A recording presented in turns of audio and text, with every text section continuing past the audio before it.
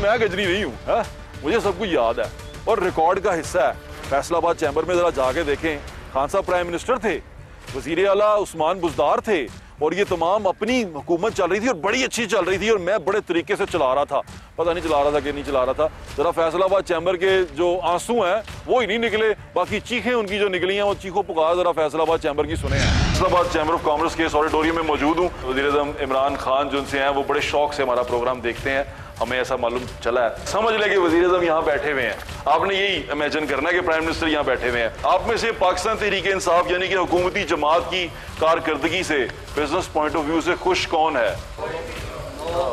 Not a single one. मैं PTI दे नाल ਜਿਹੜਾ पीटीआई ਦਾ ਇੱਥੇ ਚੇਅਰਮੈਨ ਇਸਲਾਮਾਬਾਦੋਂ ਆਉਂਦਾ ਨਾ FBR ਦਾ, मैं ਉਹਨੂੰ ਵੀ ਠੋਕਦਾ। अच्छा जी। पीटीआई ਉਹਦੇ हाँ पीटीआई सारी आवाम ਦੀ ਹੈ। गुड, इसमें तालियां है। आई है मैनू छड़ दियो, थर्ड था गवर्नमेंट जो मर्जी कर ला, कख नहीं होना।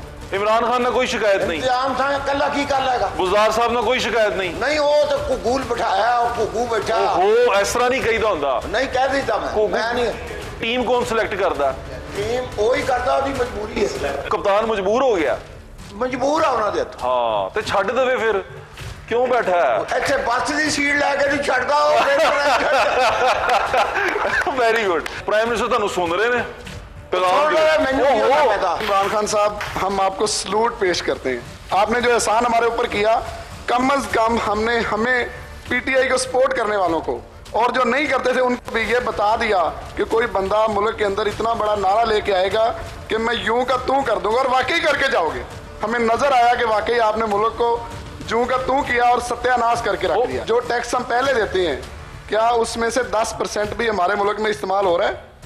वो जो अयाशियों वाला टैक्स है जो आपने खत्म करना था, वो जो आपका वादा था सर, ये बड़ी जिसमें आपने वज़ीर-ए-आज़म हाउस को खत्म करना था, ऐवान सदर को खत्म करना था, जिसमें आपने इन वजीरों के अखराजात कम करना, सारी बातें याद रखी हुई है आपने जी, सारी बातें याद रखी हुई हैं सर।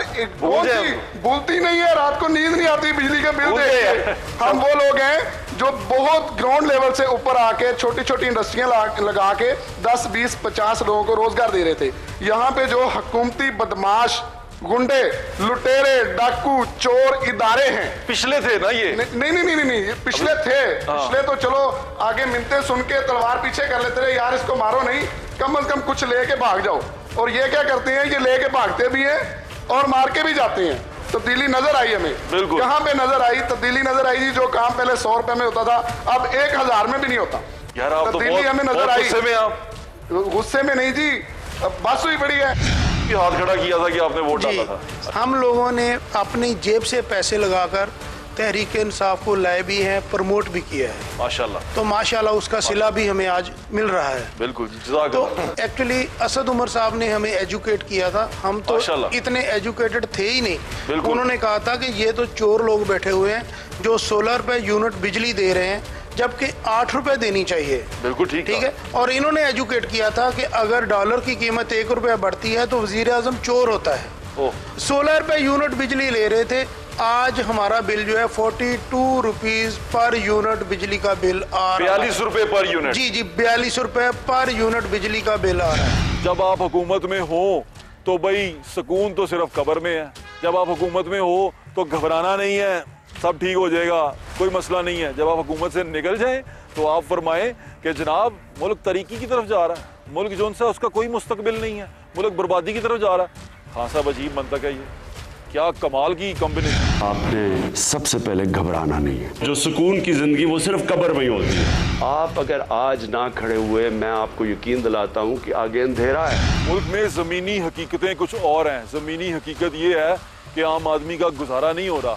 आम आदमी जो सा है वो रोटी खाने को तरस गया है। मैंने आपको जो आज के शो में चीज़ें दिखाई हैं, एक इसी पंजाब के अंदर, पंजाब लाहौर शहर के अंदर लोग जो उनसे हैं वो आधा किलो आटा लेने पे मजबूर हैं। 100 रुपए का पाइया आटा लेने पे मजबूर हैं, जिसमें 4 या 5 रोटियां भी नहीं बनती।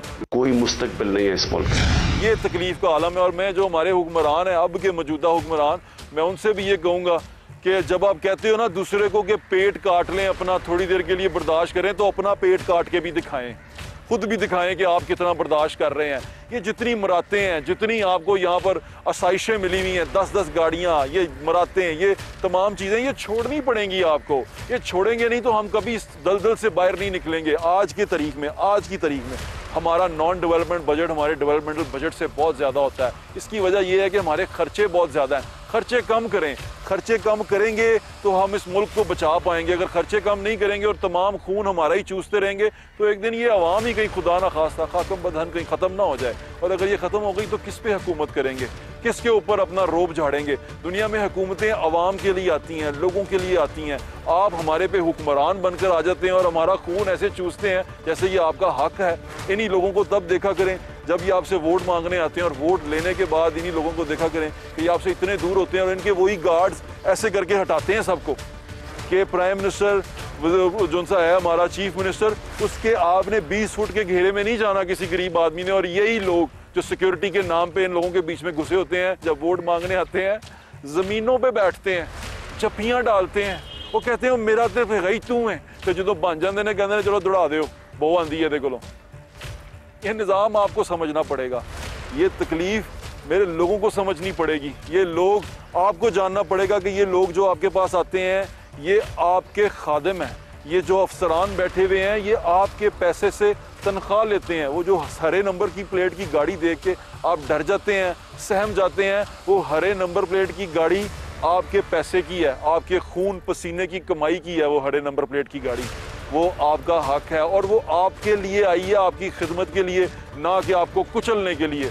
ये अपनी आंखें खोलनी पड़ेंगी और बस करें अब निजात दहिंदा ढूंढना, अब बस करें ये हीरो को ढूंढना, और बस करें ये प्रस्तिश करना ऐसे शख्सियतों की जिनके पीछे भाग के हमें कुछ नहीं मिलता। आंखें खोलें अपनी, हमें अपने लिए लड़ना है, अपने चीज़ों के लिए लड़ना है। और जो लोग हमें एक्सप्लॉइट करते हैं, हमारे जख्मों पे, हमारी तकलीफ पे सियासत करते हैं, उनसे बचना है हमको, उनको खुद से दूर रखना है। अपने बच्चों का अच्छा मुस्तकबिल हम लेके आ सकते हैं। अच्छा फैसला करें, जब वोट डालने जाएं अच्छे नुमाइंदे को सिलेक्ट करें। उस नुमाइंदे को हरगिज़ सिलेक्ट ना करें जो आपकी दी हुई कुर्सी को लात मार दे और उस ऐवान की तौकीर ना रखे जिस ऐवान के अंदर आपका नुमाइंदा बैठे। और ऐसी पार्टी को कभी सिलेक्ट ना करें, कभी सिलेक्ट ना करें जो बल्दियात को और लोकल बॉडी इलेक्शन को प्रमोट ना करे, उनको करवाए ना। ऐसी पार्टी को कभी सिलेक्ट ना करें।